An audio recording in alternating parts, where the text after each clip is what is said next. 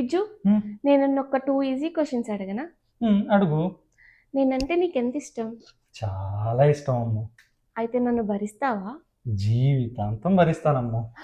అంటే నువ్వు నన్ను ఇప్పుడు భరిస్తున్నావా? ఏదో నరికేసుకునేటట్టుంది. Second question please. Second question. నీ ముందు ఒక 2 అమ్మాయిలు ఉన్నారు. ఒక అమ్మాయి చాలా బాగుంది, ఓకే. ఇంకో అమ్మాయి మనసు చాలా మంచిది. నువ్వు వాళ్ళిద్దరిలో ఎవరిని పెళ్లి చేసుకుంటావు?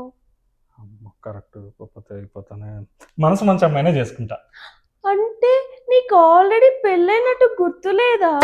పెళ్ళైందని చెప్పాలి.